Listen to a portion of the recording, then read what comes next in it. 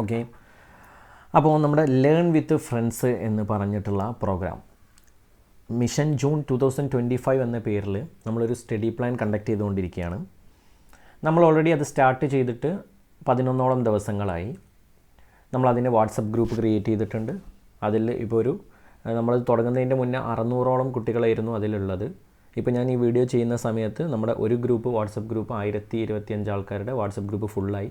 നമ്മൾ രണ്ടാമത്തെ ഒരു വാട്സപ്പ് ഗ്രൂപ്പ് സ്റ്റാർട്ട് ചെയ്യേണ്ടി വന്നു. അതും ഒരു 200+ സ്റ്റുഡൻസ് ആയിട്ടുണ്ട്. ഇനിയും താല്പര്യമുള്ള ആൾക്കാർക്ക് എന്ത് ചെയ്യാം, ആ ഒരു രണ്ടാമത്തെ ഗ്രൂപ്പിൽ ജോയിൻ ചെയ്യാം. ഈ ഒരു വീഡിയോൻ്റെ ഡിസ്ക്രിപ്ഷനായിട്ട് ഞാൻ ലിങ്ക് കൊടുക്കാം. അതേപോലെ തന്നെ ആദ്യം നിങ്ങൾ ചെയ്യേണ്ടത്, പുതുതായിട്ട് കാണുന്ന ആൾക്കാരാണ് എന്നുണ്ടെങ്കിൽ ആദ്യം നമ്മൾ ഫസ്റ്റ് ഒരു വീഡിയോ ചെയ്തിട്ടുണ്ട്. ആ വീഡിയോ പോയി നിങ്ങൾ കാണണം, അതിൽ പറഞ്ഞിട്ടുള്ള കാര്യങ്ങൾ മനസ്സിലാക്കണം. എന്നിട്ട് എന്ത് ചെയ്യണം, വാട്സപ്പ് ഗ്രൂപ്പിൽ താല്പര്യം ഉണ്ടെങ്കിൽ മാത്രം ജോയിൻ ചെയ്യണം. അല്ലാതെ വെറുതെ കയറി എന്താണ് അവിടെ നടക്കുന്നതെന്ന് അറിയാൻ വേണ്ടിയിട്ട് ജോയിൻ ചെയ്യരുത്. താല്പര്യമുള്ള ആൾക്കാർ മാത്രം ജോയിൻ ചെയ്യാം. എന്നിട്ട് അവിടെ നമ്മളൊരു പ്ലാൻ ഇങ്ങനെ പോയിക്കൊണ്ടിരിക്കുന്നുണ്ട്. സ്റ്റഡി പ്ലാൻ ഓരോ ദിവസം ഓരോ സബ്ജക്റ്റ് വെച്ചിട്ട് നമ്മൾ നോക്കിക്കൊണ്ട് പോകുന്നുണ്ട്.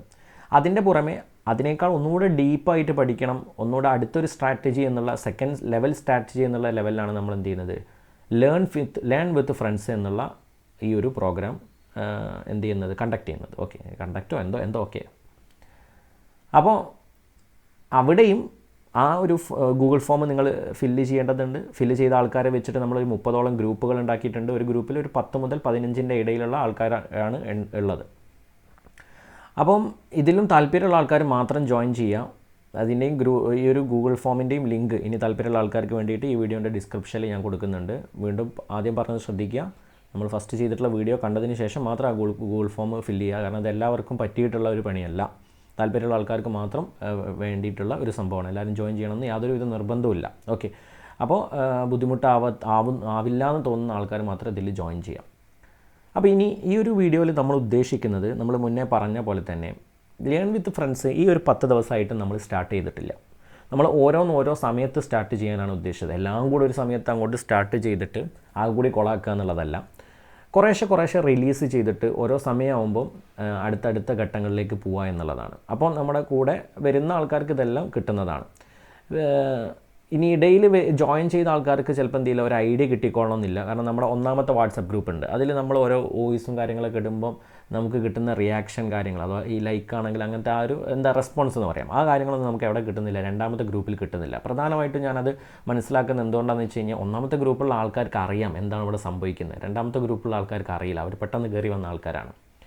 അപ്പോൾ അങ്ങനത്തെ ആൾക്കാർ എന്ത് ചെയ്യുക, യൂട്യൂബ് വീഡിയോ കണ്ടിട്ട് എന്ത് ചെയ്യുക, നമ്മൾ കൂടെ കോർപ്പറേറ്റ് ചെയ്ത് കൂടെ വരിക, നിങ്ങളും റെസ്പോണ്ട് ചെയ്യുക. അതേപോലെ തന്നെ ഈ പ്ലാനിൽ സ്റ്റിക്ക് ഓൺ ചെയ്യാൻ വേണ്ടി തയ്യാറാവുക. കുറേ ബുദ്ധിമുട്ടുകൾ, പ്രശ്നങ്ങൾ നിങ്ങൾ നേരിടുന്നുണ്ടാവും. അതിനുള്ള സൊല്യൂഷനൊക്കെ നമുക്ക് കണ്ടെത്താം. നമ്മൾ മുന്നേ പറഞ്ഞ പോലെ ഇതൊരു ഫ്ലെക്സിബിൾ ആയിട്ടുള്ള സ്റ്റഡി പ്ലാനാണ്. ഓരോരുത്തർക്ക് ആവശ്യമായിട്ടുള്ള രീതിയിൽ മാറ്റങ്ങൾ വരുത്താൻ പറ്റുന്നതാണ്. അതേപോലെ നമ്മളും ഇത് പഠിച്ചുകൊണ്ടിരിക്കുകയാണ്. നമ്മളും ഓരോ ദിവസങ്ങൾ കഴിയുമ്പോഴും കുട്ടികളുടെ ആവശ്യത്തിനനുസരിച്ച് എന്ത് ചെയ്യും, ഇതിൽ മാറ്റങ്ങൾ വരുത്തിക്കൊണ്ടിരിക്കും, പുതിയ കാര്യങ്ങൾ ഇംപ്ലിമെൻറ്റ് ചെയ്തുകൊണ്ടിരിക്കും. ലേൺ വിത്ത് ഫ്രണ്ട്സിലേക്ക് വരുന്ന സമയത്ത് ഓൾറെഡി നിങ്ങൾ അതിൽ ഞാൻ പറഞ്ഞു 27 ഗ്രൂപ്പ് ഉണ്ടാക്കിയിട്ടുണ്ട്. പലരും ഗ്രൂപ്പിൽ ആഡ് ചെയ്തിട്ടുണ്ടാവും. ഇനി ഗൂഗിൾ ഫോം ഫില്ല് ചെയ്തിട്ടും ആഡ് ചെയ്യാത്ത ആൾക്കാരുണ്ട് എന്നുണ്ടെങ്കിൽ, എൻ്റെ അറിവിലെല്ലാം ഞാൻ ചെയ്തിട്ടുണ്ടെങ്കിൽ, എന്തെങ്കിലും ഒരു ടെക്നിക്കൽ ഇഷ്യൂ പ്രകാരം നിങ്ങൾ ആഡ് ആയിട്ടില്ല എന്നുണ്ടെങ്കിൽ എനിക്ക് പേഴ്സണലി എന്ത് ചെയ്യണം, മെസ്സേജ് അയക്കണം. വാട്സപ്പിൽ മെസ്സേജ് അയച്ചിട്ട് എന്ത് ചെയ്യണം, അതിൽ നിങ്ങൾ ഗ്രൂപ്പിൽ എത്രയും പെട്ടെന്ന് ജോയിൻ ആവണം. ഇല്ലെങ്കിൽ ഇപ്പം നേരിടുന്ന രണ്ടാമത്തെ ഗ്രൂപ്പിലെ കുട്ടികൾ കുറച്ച് പ്രശ്നങ്ങൾ നേരിടുന്നു എന്ന് പറയാമല്ലോ. നേരം വൈകി ജോയിൻ ചെയ്തത് കൊണ്ട് അവർ കുറച്ച് പ്രശ്നങ്ങൾ നേരിടുന്നു. അതേപോലെ നിങ്ങളും ചിലപ്പോൾ എന്ത് ചെയ്യും, പ്രശ്നങ്ങൾ നേരിടും. പെട്ടെന്ന് തന്നെ ജോയിൻ ചെയ്യാം. ഇങ്ങനെ കാത്തുനിന്ന് കഴിഞ്ഞാൽ എന്ത് ചെയ്യും, പ്രശ്നങ്ങൾ കൂടുന്നേ ഉള്ളൂ. ഒന്നാമതായിട്ട് നിങ്ങൾ ഈ ഗ്രൂപ്പിൽ ശ്രദ്ധിക്കേണ്ടതെന്ന് പറഞ്ഞു കഴിഞ്ഞാൽ, do not share the group link with anyone. എന്ത് ചെയ്യരുത്, നമ്മൾ നിങ്ങൾക്ക് തന്നിട്ടുള്ള ആ ഒരു ലിങ്ക് നിങ്ങൾ മറ്റാൾക്കും ഷെയർ ചെയ്യരുത് എന്നുള്ളതാണ്. അത് നിങ്ങൾക്ക് മാത്രമുള്ള ലിങ്കാണ്. നമ്മൾ പറഞ്ഞു, നമ്മളെ എന്താ പറയുക, ഒരു ഗ്രൂപ്പിൽ ഒരു 10 മുതൽ 15ൻ്റെ ഇടയിൽ ആൾക്കാരെ മാത്രമേ നമ്മൾ ഉദ്ദേശിക്കുന്നുള്ളൂ. അതിൽ കൂടുതൽ ആൾക്കാർ ആ ഗ്രൂപ്പിലേക്ക് വന്നു കഴിഞ്ഞാൽ നമ്മുടെ പ്ലാനൊക്കെ പൊളിയും. അങ്ങനെയാണ് പിന്നെ ആകെ ഒറ്റ ഗ്രൂപ്പ് മതിയല്ലോ എല്ലാവർക്കും കൂടെ, അല്ലേ? അപ്പോൾ അങ്ങനെ സംഭവിക്കാതിരിക്കാൻ വേണ്ടിയിട്ടാണ് നിങ്ങൾ എന്ത് ചെയ്യരുത്, ഈ ലിങ്ക് നിങ്ങൾക്ക് ജോയിൻ ചെയ്യാൻ തന്നിട്ടുള്ള വാട്സപ്പ് ഗ്രൂപ്പ് ലിങ്ക് വേറൊരാളായിട്ട് നിങ്ങൾ ഷെയർ ചെയ്യേണ്ടത്. അപ്പോൾ നിങ്ങൾ എന്ത് ചെയ്യും, അപ്പോൾ നിങ്ങളുടെ ഫ്രണ്ട്സ് ഉണ്ട്, അവനും കൂടി ഈ ഗ്രൂപ്പിലുണ്ടെങ്കിൽ നല്ലതാണ് എന്ന് വിചാരിച്ച് അവന് ലിങ്ക് ഷെയർ ചെയ്യരുത്. ബാക്കിയുള്ള ആൾക്കാർക്ക് ബുദ്ധിമുട്ടാവും. മനസ്സിലായി എന്ന് വിചാരിക്കുന്നു. രണ്ടാമത്തത്, ഇനി എല്ലാ ദിവസവും നമ്മളിത് സ്റ്റാർട്ട് ചെയ്യാൻ പോവാണ് ലേൺ വിത്ത് വിത്ത് ഫ്രണ്ട്സ്. അപ്പോൾ നാളെ മുതൽ നെക്സ്റ്റ് ഡേ മുതൽ നിങ്ങൾ എന്ത് ചെയ്യണം, നിങ്ങളുടെ അറ്റൻഡൻസ് ഡെയിലി മാർക്ക് ചെയ്യണം. മാർക്ക് ചെയ്യാൻ പറഞ്ഞാൽ ഈ ഗ്രൂപ്പ് തന്നെയാണ് നിങ്ങൾ മാർക്ക് ചെയ്യേണ്ടത്, വേറെ ഒന്നിനുമല്ല. ഓക്കെ, നമ്മൾ ഉണ്ട്, ആക്റ്റീവായിട്ടുണ്ട്. വെറുതെ ഒരു ഗ്രൂപ്പ് എന്താ പറയുക, ഒരു ശ്മശാനം പോലെ ഇങ്ങനെ കിടക്കുന്നതിന് പകരം അതിൽ ആൾക്കാരുണ്ട്. ഇപ്പം നമ്മൾ ഈ 27 ഗ്രൂപ്പ് തുടങ്ങിയപ്പോൾ തന്നെ അതിലൊരു 5-10 ഗ്രൂപ്പ് ഓൾറെഡി എന്ത് ചെയ്തിട്ടുണ്ട്, പരിപാടി സ്റ്റാർട്ട് ചെയ്തിട്ടുണ്ട്. ബാക്കിയുള്ള ആൾക്കാർ ഒന്നും സ്റ്റാർട്ട് ചെയ്യാതെ ഇങ്ങനെ നിൽക്കുകയും ചെയ്യുന്നുണ്ട്. അപ്പോൾ ശരിയാണ്, അവർ സ്റ്റാർട്ട് ചെയ്യേണ്ട ആവശ്യമില്ല. ഞാൻ അതിൻ്റെ ഗൈഡൻസ് ഒന്നും തന്നിട്ടില്ല, ഇൻസ്ട്രക്ഷൻ ഒന്നും തന്നിട്ടില്ല, അവർ കുറ്റം പറയാനൊന്നുമില്ല. ഓക്കെ, ഇതാരും കുറ്റപ്പെടുത്തലല്ല കേട്ടോ ഈ പരിപാടി കൊണ്ട് ഉദ്ദേശം. ഓക്കെ, നമ്മളെല്ലാവരും കൂടി യോജിച്ച് എല്ലാവരും കൂടെ എന്ത് ചെയ്യാണ്, വിജയിക്കുക എന്നുള്ളതാണ് നമ്മുടെ ലക്ഷ്യം അല്ലേ. അപ്പോൾ ഞാൻ ഈ പറയുന്ന കാര്യങ്ങളും ആർക്കെങ്കിലും എന്താ പറയുക, നിങ്ങളെ കുറ്റപ്പെടുത്തുന്ന പോലെ തോന്നേണ്ട ആവശ്യമൊന്നുമില്ല. അഥവാ കുറച്ച് ഗ്രൂപ്പ് എന്ത് ചെയ്തിട്ടുണ്ട്, ഓൾറെഡി സ്റ്റാർട്ട് ചെയ്തിട്ടുണ്ട്, നല്ല കാര്യം അല്ലേ. അവർ ഡേറ്റ ഇനിഷ്യേറ്റീവ് എടുത്ത് ഒരു കാര്യങ്ങൾ മനസ്സിലാക്കി എന്നാണ് അവിടെ നമുക്ക് മനസ്സിലാക്കാൻ പറ്റുന്നത്. അപ്പോൾ ഇനി മുതൽ ഡെയിലി നിങ്ങൾ അറ്റൻഡൻസ് മാർക്ക് ചെയ്യണം. അറ്റൻഡൻസ് മാർക്ക് ചെയ്യാന്ന് പറഞ്ഞാൽ വേറെ ഒന്നല്ല, ഡെയിലി രാവിലെ നിങ്ങൾ പഠിക്കാൻ തുടങ്ങുന്ന സമയത്ത് ഒരു ഹായ് അല്ലെങ്കിൽ ഒരു ഹലോ അല്ലെങ്കിൽ ഒരു മോട്ടിവേഷണൽ കോട്ട്, നിങ്ങൾ ഏറ്റവും ഒരു ഹായ് ഒക്കെ നിങ്ങൾക്ക് ഹായ് ഇടാൻ പറ്റും. രാവിലെ നിങ്ങൾ 5 മണിക്ക് പഠിക്കാൻ എഴുന്നേൽക്കുകയാണ്. അപ്പോൾ നിങ്ങൾ ഫസ്റ്റ് പഠിക്കാനിരിക്കുമ്പോൾ വാട്സപ്പ് ഓൺ വെക്കുക, ഹായ് അയക്കുക, എന്നിട്ട് എന്ത് ചെയ്യുക, വാട്സപ്പ് ക്ലോസ് ചെയ്യുക. പിന്നെ എന്ത് ചെയ്യണം, ഫോൺ അവിടെ വെക്കണം. അല്ലാതെ ഹായ് ഇടാൻ വേണ്ടി വന്നു, അറ്റൻഡൻസ് മാർക്ക് ചെയ്യാൻ വേണ്ടി വന്നു, പിന്നെ വേറെ ഏതാ നോക്കുന്ന ഒരു സാധനം ഉണ്ടാവാൻ പാടില്ല. നിങ്ങൾ തന്നെ ശ്രദ്ധിക്കണം. അപ്പോൾ ഹായ് ഇടുക അല്ലെങ്കിൽ ഹലോ ഇടാം, അല്ലെങ്കിൽ നിങ്ങൾക്ക് ഒരു നല്ലൊരു കോട്ട് നിങ്ങളെ ഫ്രണ്ടിനെ മോട്ടിവേറ്റ് ചെയ്യാൻ പറ്റുന്ന രീതിയിലുള്ള, അപ്പം നമ്മളെ ഫ്രണ്ട്സാണ് 10 ആൾക്കാർ അതിലുള്ള. അപ്പോൾ അങ്ങനെ അതിനെ കൊണ്ട് എന്തെങ്കിലും കാര്യമുണ്ട്, യെസ് കാര്യമുണ്ട്. ഓക്കെ, ഇപ്പം നമ്മൾ ഗ്രൂപ്പിലൊരു മോട്ടിവേഷണൽ കോട്ടൊക്കെ ഷെയർ ചെയ്തിട്ടുണ്ടായിരുന്നു. അപ്പം നീ 134 ഡേയ്സ് ആണുള്ളത്, 144 ഡേയ്സ് ആണ്. എന്താ നിങ്ങൾ പഠിക്കുന്ന ഓരോ പേജും നിങ്ങളുടെ എന്താ പറയുക ഡ്രീമിലേക്കുള്ള ഓരോ ചവിട്ടുപടിയാണ്, അങ്ങനെ എന്തൊക്കെ പറഞ്ഞിട്ടുള്ള ഓരോ മോട്ടിവേഷണൽ കോട്ടൊക്കെ ഇട്ടിട്ടുണ്ടായിരുന്നു. എനിക്ക് ഭയങ്കര ഇഷ്ടപ്പെട്ടതാണ്. അപ്പോൾ അങ്ങനെ ഉണ്ടാവാം. ഇനി അതൊന്നും പറ്റുന്നില്ലെങ്കിൽ ഹായ് ഹലോ പറഞ്ഞ് മാത്രം നിങ്ങൾ എന്ത് ചെയ്യുക, അറ്റൻഡൻസ് മാർക്ക് ചെയ്യുക. അപ്പോൾ നമുക്ക് മനസ്സിലാക്കാൻ പറ്റും എത്ര ആൾക്കാർ ആക്റ്റീവായിട്ട് അതിലുണ്ട്, എത്ര ആൾക്കാർ എണീറ്റിട്ടില്ല, എത്ര ആൾക്കാർ ഇപ്പോഴും പഠിക്കാൻ തുടങ്ങിയിട്ടില്ല എന്നുള്ളതൊക്കെ നമുക്ക് മനസ്സിലാക്കാൻ പറ്റുന്നതാണ്. അടുത്തത്, ഡു നോട്ട് ഷെയർ, ഇമ്പോർട്ടൻ്റ് ആയിട്ടുള്ള ഒരു കാര്യം, external PDF, link or videos in the group.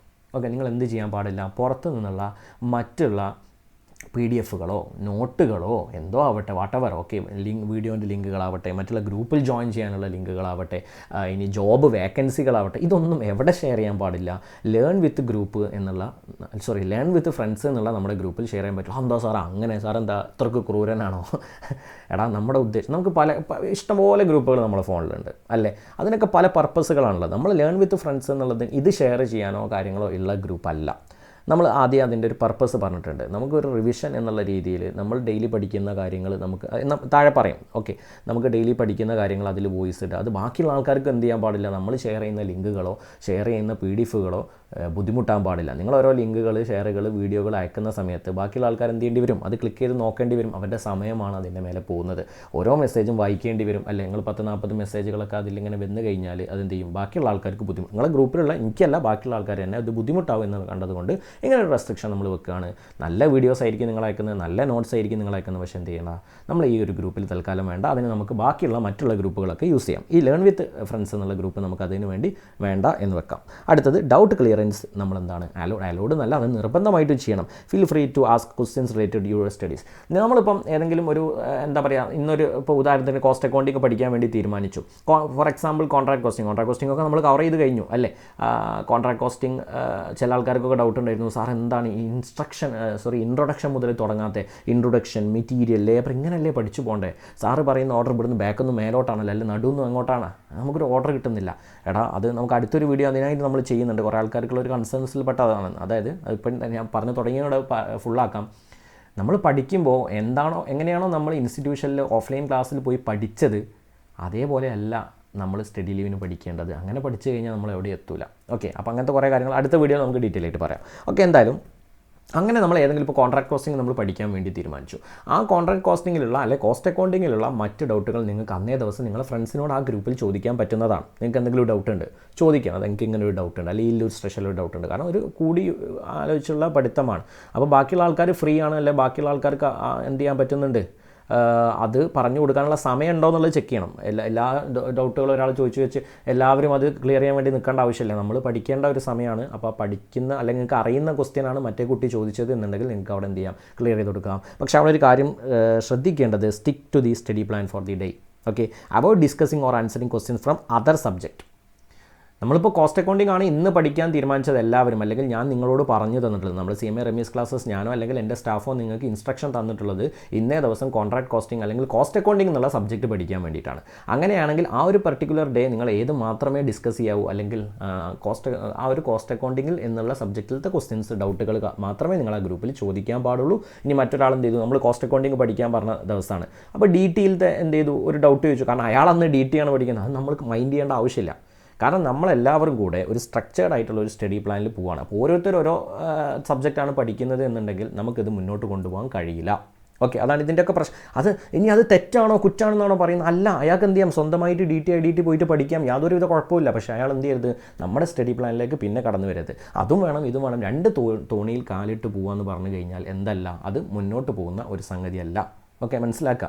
നിങ്ങൾക്ക് എന്ത് ചെയ്യാം, ആ തോണിയിൽ സഞ്ചരിക്കാം, നിങ്ങൾക്ക് എന്ത് ചെയ്യാം, നിങ്ങളുടെ ലക്ഷ്യസ്ഥാനത്തെത്താം, അല്ലെങ്കിൽ നമ്മുടെ തോണിയിൽ സഞ്ചരിക്കാം, നിങ്ങൾക്ക് ലക്ഷ്യസ്ഥാനത്തെത്താം. രണ്ടും കൂടെ നിങ്ങൾ കാലിട്ട് കഴിഞ്ഞാൽ നിങ്ങൾ ഇടയിൽ വിൽക്കുന്ന ഒരവസ്ഥ വരും. അപ്പോൾ ഏതാണോ നിങ്ങൾക്ക് തന്നിട്ടുള്ള സ്റ്റഡി പ്ലാൻ,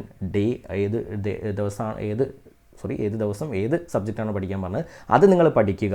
അതുമായിട്ട് ബന്ധപ്പെട്ട ക്വസ്റ്റ്യൻസ് ഗ്രൂപ്പിൽ ചോദിക്കുക. അപ്പോൾ അത് ബാക്കിയുള്ള ആൾക്കാർക്കും കൂടെ ഉപകാരപ്പെടുന്നതാണ്, ബാക്കിയുള്ള ആൾക്കാർക്കും കൂടെ പറഞ്ഞു തരാൻ പറ്റുന്നതാണ്. കോസ്റ്റ് അക്കൗണ്ടിങ് പഠിച്ചുകൊണ്ടിരിക്കുമ്പോൾ DTയിൽ ഡൗട്ട് ചോദിച്ചു കഴിഞ്ഞാൽ നിങ്ങളെ ഗ്രൂപ്പിലുള്ള ഫ്രണ്ട് എന്ത് ചെയ്യേണ്ടി വരും, പിന്നെ DTയോട് പോയി നോക്കി പറഞ്ഞു തരേണ്ടി വരും. അപ്പം നമ്മളെ സമയം വെറുതെ ഡൈവേർട്ടായി പോകുന്ന ഒരവസ്ഥ വരും. അപ്പം നിർബന്ധമായിട്ടും ഏത് സബ്ജക്റ്റാണോ അത് തന്നെ നിങ്ങൾ ചോദിക്കുക. ഇനി ഒരാൾ ആരെങ്കിലും ചോദിച്ചു കഴിഞ്ഞാൽ നിങ്ങൾ എന്ത് ചെയ്യാം, അത് ഇഗ്നോർ ചെയ്യുക എന്നുള്ളതാണ് പറയാനുള്ളത്. ഇനി അതെല്ലാം നിങ്ങൾക്ക് പഠിച്ചു കഴിഞ്ഞിട്ട് സമയമൊക്കെ ഉണ്ടെന്നുണ്ടെങ്കിൽ നിങ്ങളത് സോൾവ് ചെയ്ത് കൊടുക്കുക, no problem. Okay, no discussion about institution or comparison of classes.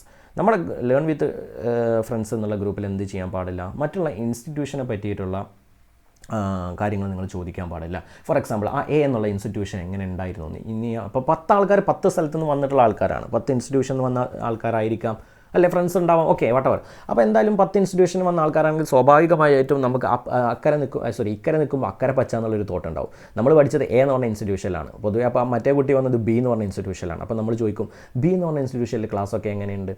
Okay, അപ്പം എന്ത് ചെയ്യാം, ഞാൻ അടുത്ത പ്രാവശ്യം അങ്ങോട്ട് വന്നു കഴിഞ്ഞാലോ. ഓക്കെ, ഇതൊന്നും ആരും ചെയ്തിട്ടുണ്ടെന്നല്ല, അതൊക്കെ വരാൻ ചാൻസ് ഉള്ളതാണ്.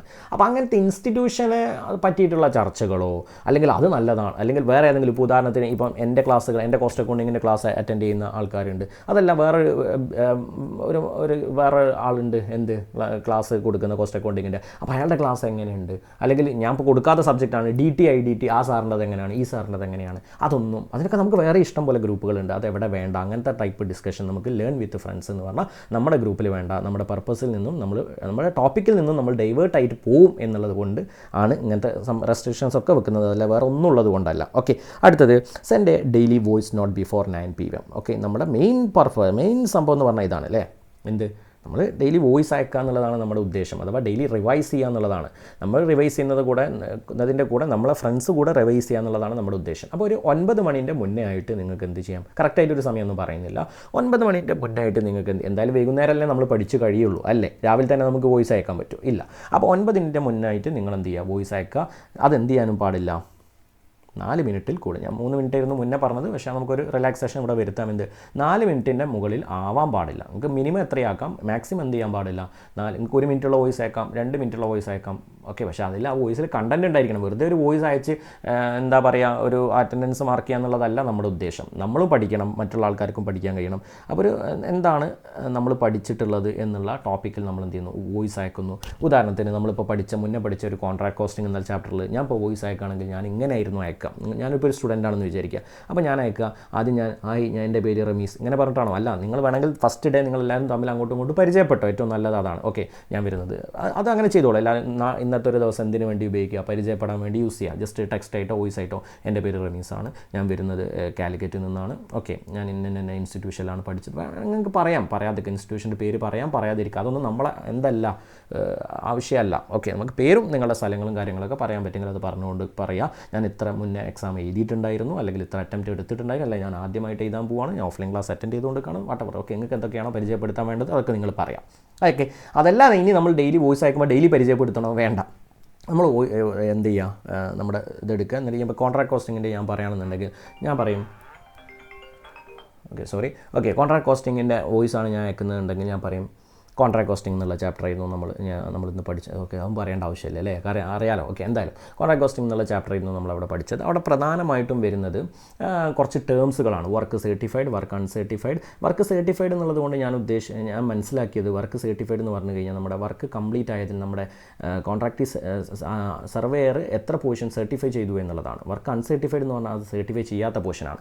വർക്ക് സർട്ടിഫൈഡ് എന്ന് പറഞ്ഞു കഴിഞ്ഞാൽ അവിടെ നമ്മൾ പ്രോഫിറ്റും കോസ്റ്റും കൂടെ ഉണ്ടാവും വർക്ക് സർട്ടിഫൈഡിൽ. വർക്ക് അൺസർട്ടിഫൈഡിൽ കോസ്റ്റ് മാത്രമേ ഉണ്ടാവുള്ളൂ. ഇനി കോൺട്രാക്ട് പ്രൈസ് ആണ്. കോൺട്രാക്ട് പ്രൈസ് എന്ന് പറഞ്ഞാൽ കോൺട്രാക്ടറും കോൺട്രാക്റ്റ് എഗ്രി ചെയ്യുന്ന ഒരു എമൗണ്ട് ആണ്. അത് കോസ്റ്റ് പ്ലസ് പ്രോഫിറ്റിലാണ് ഉണ്ടാവുക.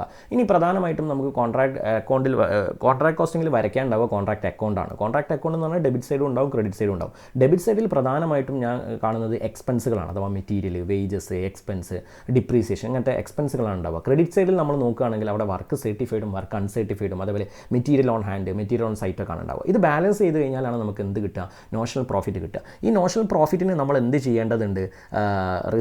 പ്രൊവിഷൻ ഫോർ കണ്ടിൻജൻസീസിലേക്കും അതേപോലെ പ്രോഫിറ്റിലേക്കും P&L അക്കൗണ്ടിലേക്കും മാറ്റേണ്ടതുണ്ട്. അതിന് നമുക്ക് കുറച്ച് ഇക്വേഷൻസ് ഉണ്ട്. എന്താ പറഞ്ഞാൽ work certified contract price into 100 നമ്മൾ ആദ്യം ചെയ്ത് നോക്കുക. അഥവാ കോൺട്രാക്ട് പ്രൈസിൻ്റെ എത്ര പെർസെൻറ്റേജ് ആണ് വർക്ക് സർട്ടിഫൈഡ് ചെയ്ത് നോക്കുക. അത് 25% താഴെയാണെന്നുണ്ടെങ്കിൽ എൻ്റയർ എമൗണ്ട് നമ്മൾ എന്ത് ചെയ്യുന്നു? P&L പ്രൊവിഷൻ ഫോർ കണ്ടിൻജൻസീസിലേക്ക് മാറ്റുന്നു. അല്ല 25-ൻ്റെയും 50-ൻ്റെയും ഇടയിലാണെങ്കിൽ 1/3 into notional profit into work certified divide by cash received divide by work certified എന്നുള്ള ആ ഒരു ഇക്വേഷൻ യൂസ് ചെയ്തിട്ട് നമ്മൾ എന്ത് ചെയ്യുന്നു? P&L അക്കൗണ്ടിലേക്ക് മാറ്റുന്നു, ബാക്കി പ്രൊവിഷനിലേക്ക് മാറ്റുന്നു. ഇനി അതല്ല 15-ൻ്റെ മേലാണ് 2/3 എന്നായിട്ട് മാറും ഇക്വേഷൻ. ഓക്കെ, ഇതാണ് പ്രധാനമായിട്ടുള്ളത്. പക്ഷേ അതിൽ ഇമ്പോർട്ടൻ്റ് ആയിട്ടുള്ള ഒരു ഭാഗം എന്ന് പറഞ്ഞു കഴിഞ്ഞാൽ ഞാൻ മനസ്സിലാക്കിയെടുത്തോളം ഈ ഒരു എസ്കലേഷൻ ക്ലോസിൻ്റെ ഭാഗമുണ്ട്. ആ ഭാഗം എന്ന് പറഞ്ഞു കഴിഞ്ഞാൽ വളരെ ഇമ്പോർട്ടൻ്റ് ആണ്. എസ്കലേഷൻ ക്ലോസ് എന്ന് പറഞ്ഞു കഴിഞ്ഞാൽ കോൺട്രാക്റ്റിൽ ഏർപ്പെട്ടതിന് ശേഷം ചിലപ്പം കോൺട്രാക്റ്റിൻ്റെ കോസ്റ്റുകളിൽ മാറ്റം വരാൻ ചാൻസ് ഉണ്ട്. അപ്പോൾ അവിടെ ഈ കോൺട്രാക്ട് പ്രൈസിൽ ഒരു മാറ്റം വരും എന്ന് പറഞ്ഞ് കോൺട്രാക്റ്റ് കൂടി വെക്കുന്ന ഒരു പോയിന്റിനെ വിളിക്കുന്ന പേരാണ് എസ്കലേഷൻ ക്ലോസ്. എസ്കലേഷൻ ക്ലോസ് വന്നു കഴിഞ്ഞാൽ ക്വസ്റ്റ്യൻ നമ്മൾ കോൺട്രാക്ട് പ്രൈസ് മാറ്റി കണ്ടുപിടിക്കേണ്ടത് വരും. അതിൻ്റെ എഫക്റ്റ് ചിലപ്പോൾ വർക്ക് സർട്ടിഫൈഡിൽ നമ്മൾ ചെയ്യേണ്ടതായിട്ട് വരും. ഇതൊക്കെയാണ് എനിക്ക് മനസ്സിലായത്. പിന്നെ അതേപോലെ തന്നെ ചില എക്സ്പെൻസുകളുണ്ട്. ഡിപ്രീസിയേഷനൊക്കെ അസറ്റുകൾ നമ്മൾ എത്രയാണ് യൂസ് ചെയ്തിട്ടുള്ളത് കോൺട്രാക്റ്റിന്, അതിൻ്റെ ബേസിലായിരിക്കും ഡിപ്രീസിയേഷൻ കാൽക്കുലേറ്റ് ചെയ്യേണ്ടത്. ഫോർ എക്സാമ്പിൾ, ഒരു അസറ്റ് നമ്മൾ 6 മാസം മാത്രമേ എന്ത് ചെയ്തിട്ടുള്ളൂ, ഈ ഒരു പർട്ടിക്കുലർ കോൺട്രാക്റ്റിന് വേണ്ടി യൂസ് ചെയ്തിട്ടുള്ളൂ. അങ്ങനെയാണെങ്കിൽ ആ ഒരു മെഷീനറിയുടെ ആ ഒരു അസറ്റിൻ്റെ ഡിപ്രീസിയേഷൻ നമ്മൾ കാൽക്കുലേറ്റ് ചെയ്ത് അതിൻ്റെ 6 മാസത്തിൽ മാത്രമേ നമ്മൾ കോൺട്രാക്ട് അക്കൗണ്ടിലേക്ക് എടുക്കാൻ പാടുള്ളൂ. ബാക്കി നമ്മൾ എടുക്കേണ്ടത് P&L അക്കൗണ്ടിലേക്കാണ്. അതേപോലെ ബാലൻസ് ഷീറ്റ് വരുന്ന ക്വസ്റ്റ്യൻസ് ഉണ്ട്. അവിടെ നമ്മൾ ചെയ്യേണ്ടത് അസറ്റ് സൈഡിൽ നമ്മൾ WAPയിൽ നിന്നും ക്യാഷ് റിസീവ്ഡും പ്രൊവിഷൻ ഫോർ കണ്ടിൻജൻസീസും മൈനസ് ചെയ്യണം. അപ്പോൾ ഇത്രയാണ് എനിക്ക് ഈ ചാപ്റ്ററിൽ നിന്ന് മനസ്സിലായിട്ടുള്ളത്. ഇങ്ങനെയാണ് നമ്മൾ ഇത്രയും ഡീറ്റെയിൽ ആയിട്ട് പറയണമെന്നല്ലേ, ഞാൻ ഒരു ചാപ്റ്റർ മൊത്തം ഞാൻ പറഞ്ഞു അല്ലേ. ഇങ്ങനെയാണ് നമ്മൾ എന്ത് ചെയ്യാൻ ഉദ്ദേശിക്കുന്നത്? ഒരു വോയിസ് ഡെയിലി അയക്കാൻ വേണ്ടി ഉദ്ദേശിക്കുന്നത്. നിങ്ങൾക്ക് എന്ത് മനസ്സിലായി? അപ്പോൾ ചില പോയിന്റുകൾ നിങ്ങൾ മിസ്സായി പോകും. Yes, correct. ചിലപ്പോൾ എസ്കലേഷൻ ക്ലോസ് നിങ്ങൾ നോക്കിയിട്ട് തന്നെ ഉണ്ടാവില്ല, അല്ലെങ്കിൽ എസ്കലേഷൻ ക്ലോസ് നിങ്ങൾ നോക്കിയിട്ടുണ്ടാവും, അടുത്ത ബാലൻസ് ഷീറ്റിൽ എന്തെടുക്കണം എന്ന് നിങ്ങൾ നോക്കിയിട്ടുണ്ടാവില്ല, അല്ല ചിലപ്പോൾ നോക്കിയിട്ടുണ്ടാവും നിങ്ങൾ വോയിസ് അയക്കാൻ മറന്നു പോയിട്ടുണ്ടാവും. അപ്പോൾ തൊട്ടടുത്തവൻ വോയിസ് അയക്കും. ഓനോ അയക്കെന്താ ഇതേ സംഭവം തന്നെ ഓൻ അയക്കുക. അല്ലാതെ നിങ്ങൾ പറഞ്ഞതിൽ മിസ്സായത് എന്തോ അതാണോ രണ്ടാമത്തെ ആൾ വോയിസ് അയക്കേണ്ടത്? അല്ല, രണ്ടാമത്തെ ആളും കംപ്ലീറ്റ് അയാൾക്ക് എന്തൊക്കെ മനസ്സിലായോ ഫുള്ള് എന്ത് ചെയ്യണം? വോയിസ് അയക്കണം. മനസ്സിലായോ? അപ്പോൾ നമ്മൾ ഓരോരുത്തർ കേൾക്കുന്നു, നമുക്ക് അടിപൊളിയായിട്ട് എന്ത് ചെയ്യാൻ പറ്റും? മുന്നോട്ട് പോകും. നിങ്ങളൊന്ന് ചെയ്ത് നോക്കുക. അപ്പോൾ നിങ്ങൾക്ക് അതിൻ്റെ കറക്റ്റായിട്ടുള്ള ഐഡിയ കിട്ടും. ഓരോ ദിവസം കഴിയുമ്പോഴും ചിലപ്പോൾ നിങ്ങൾ ആദ്യത്തെ ദിവസം അയക്കുന്ന വോയിസ് എന്തേക്കും നിങ്ങൾക്ക് തന്നെ എന്ത് ചെയ്യാൻ പറ്റില്ല, നിങ്ങളെ മൈൻഡിലുള്ള കാര്യം നിങ്ങൾക്ക് എക്സ്പ്രസ് ചെയ്യാൻ കഴിയില്ല. ഓക്കെ, ഞാൻ അപ്പോൾ ഒരു ടീച്ചറാണ്, ഞാൻ കുറേ കാലമായിട്ട് ഈ കാര്യങ്ങൾ എടുത്തുകൊണ്ട് എനിക്ക് പെട്ടെന്ന് ഈ വോയിസ് കാര്യങ്ങൾ പറയാൻ പറ്റും, അല്ലെങ്കിൽ കോൺസെപ്റ്റ് ഇങ്ങനെ പറയാൻ പറ്റും. ചിലപ്പോൾ നിങ്ങൾക്ക് എന്ത് ചെയ്തോളാൻ പറ്റിക്കോളാം, പെർഫെക്റ്റ് ആയിട്ട് ഇതേപോലെ വോയിസ് അയക്കാൻ പറ്റിക്കോളണമെന്നില്ല. പക്ഷേ ഞാൻ ഗ്യാരണ്ടി തരുന്നു, ഓരോ ദിവസം കഴിയുമ്പോഴും നിങ്ങൾ എന്ത് ചെയ്യും? ഗ്രാജുവലി നിങ്ങൾ എന്ത് ചെയ്യും? നിങ്ങൾക്കത് ഡെവലപ്പ് ചെയ്തെടുക്കാൻ പറ്റും. നിങ്ങൾക്ക് നല്ലൊരു സ്കിൽ തന്നെ എന്ത് ചെയ്യും? കുറച്ച് കഴിയുമ്പോഴത്തേനായി വരും. അപ്പോൾ ഇനീഷ്യലി വോയിസ് അയക്കാൻ പറ്റാത്ത ആൾക്കാർ നിർബന്ധമായിട്ടും വോയിസ് അയക്കുക. അഥവാ ആ ഒരു സ്കില്ല് കിട്ടാത്ത ആൾക്കാരും എന്ത് ചെയ്യുക? നിങ്ങളോട് പറ്റുന്ന രീതിയിൽ വോയിസ് അയക്കുക. ബാക്കിയുള്ള ആൾക്കാർ വോയിസ് അയക്കുന്നത് കേട്ടിട്ട് ഓട്ടോമാറ്റിക്കലി നിങ്ങളുടെ സ്കില്ല് എന്ത് ചെയ്യും? ഡെവലപ്പായി വരും. അല്ലെങ്കിൽ എന്നെ കൊണ്ടാവില്ല, ഞാൻ ഇൻട്രോവേർട്ടാണ്. ഇൻട്രോവേർട്ടാണെന്ന് പറഞ്ഞു കഴിഞ്ഞാൽ അവിടെ ഇരുന്ന് കഴിഞ്ഞാൽ നിങ്ങൾ അവിടെ ഇരിക്കത്തേ ഉള്ളൂ. ഓക്കെ, അപ്പം നമ്മളെ കൂടെ വന്ന് നിങ്ങൾ ഇൻട്രോവേർട്ട് അതൊക്കെ നമ്മൾ പഠിക്കുന്നത് എന്താ? CMA എന്ന് പറഞ്ഞ കോഴ്സല്ലേ. ഇത് പഠിച്ചു കഴിഞ്ഞിട്ട് നമ്മൾ എന്ത് ചെയ്യണം? ഒരു റൂമിൻ്റെ ഉള്ളിൽ കയറി കഴിഞ്ഞിട്ട് വായിലടിച്ച് കുറ്റിയിട്ട് ഇരിക്കാൻ പോകണം? അല്ല, നമ്മൾ സൊസൈറ്റി ആയിട്ട് എന്ത് ചെയ്യാൻ പോവാണ്? മിങ്കിൾ ചെയ്യാനുള്ളതാണ്. നമുക്ക് നിങ്ങൾ എംപ്ലോയ്മെൻ്റ് ആണ് താല്പര്യം എന്നുണ്ടെങ്കിൽ ക്യാമ്പസ് പ്ലേസ്മെൻറ്റുകളുണ്ടാവും, അല്ലെങ്കിൽ ഇൻ്റർവ്യൂകളുണ്ടാവും, അവിടെ GD ഉണ്ടാവും, മറ്റുള്ള ഇൻ്റർവ്യൂകൾ. ഇവിടെയൊക്കെ നമുക്ക് സ്കില്ല് ആവശ്യമാണ്, വെറും നോളജ് മാത്രം ഉണ്ടായിട്ട് ആവശ്യമില്ല അല്ലേ. നീ പ്രാക്ടീസിങ്ങിലേക്ക് വരാണ്, അവിടെ ക്ലയൻറ്റുമായിട്ട് വലിയ ബിസിനസ്സുകാരായിട്ടാണ് നിങ്ങൾ സംസാരിക്കാനുള്ളത്. അപ്പോൾ അതൊക്കെ ഇതിൻ്റെ ഒരു പാർട്ടാണ്. അതൊക്കെ നിങ്ങൾക്ക് ഇവിടെ ഡെവലപ്പ് ചെയ്തെടുക്കാൻ പറ്റും ഇൻഡയറക്റ്റായിട്ട്. അപ്പോൾ അത് മനസ്സിലാക്കിയൊക്കെ ഇൻട്രോവേർട്ട് എന്നുള്ള അതൊക്കെ ഞാനും ഇൻട്രോവേർട്ടാണ്. ഓക്കെ, പക്ഷെ നമുക്ക് എന്ത് ചെയ്യാൻ പറ്റും? അതൊക്കെ ഡെവലപ്പാക്കി എടുക്കാൻ പറ്റും ഓരോ കാര്യങ്ങൾ നോക്കിയിട്ട്. Okay, next, feel free to appreciate or constructively argue with your peers. Okay, നിങ്ങളെ ഫ്രണ്ട്സുമായിട്ട് നിങ്ങൾക്ക് എന്ത് ചെയ്യാൻ പറ്റും? ഒരു സെക്കൻഡ്.